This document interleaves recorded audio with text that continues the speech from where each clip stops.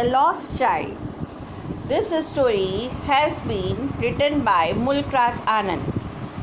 This story is the story of a small child who gets lost in the fair. He gets lost in the fair when he was engrossed in watching the movements of wheel. Now the story starts. It was the festival of spring. From the wintry shades of narrow lanes and alleys emerged a gaily clad humanity.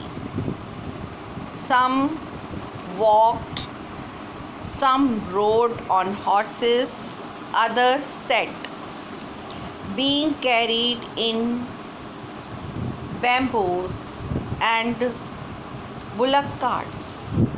One little boy ran between his father's legs, brimming over with life and laughter.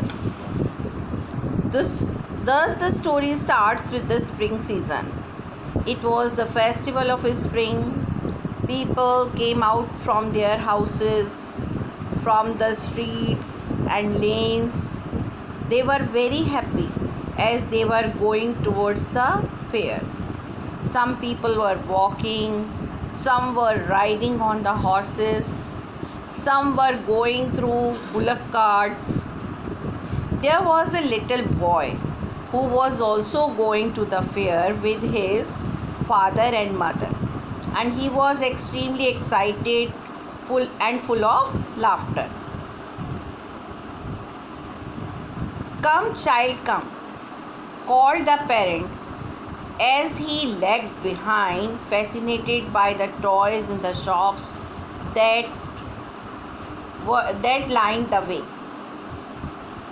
He was watching the toys in the shops and he lagged behind. Lagged behind means he was not coming with his parents. वह पीछे रह गया. So his parents called him to come with them. He hurried towards his parents, his feet obedient to their call, his eyes still lingering on the receding toys as he came to where they had stopped to wait for him. He could not suppress the desire of his heart, even though he well knew the old cold stare of refusal in their eyes.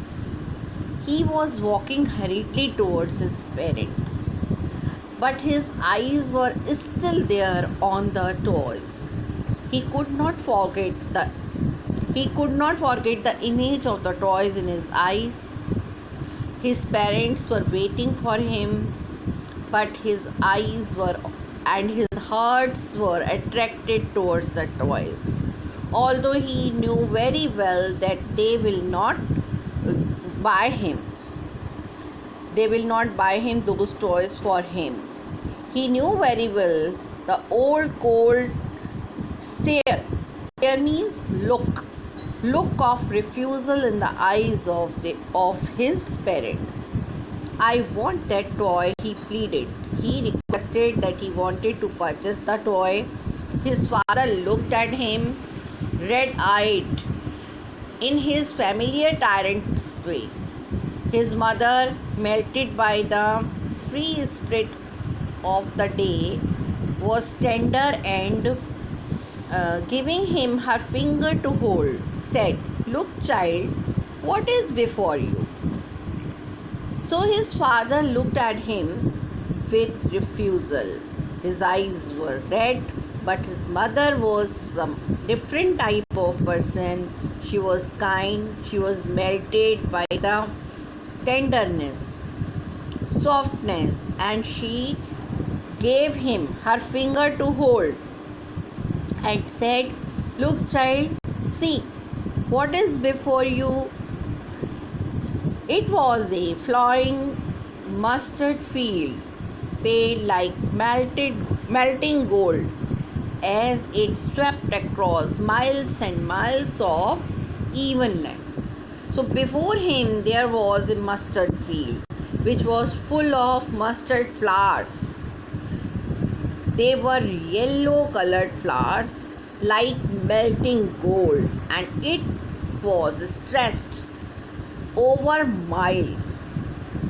A group of dragonflies were bustling about on their gaudy purple wings, intercepting the flight of a lone black bee or butterfly in search of sweetness from the flowers. The child followed them in the air with his gaze till one of them would still its wings and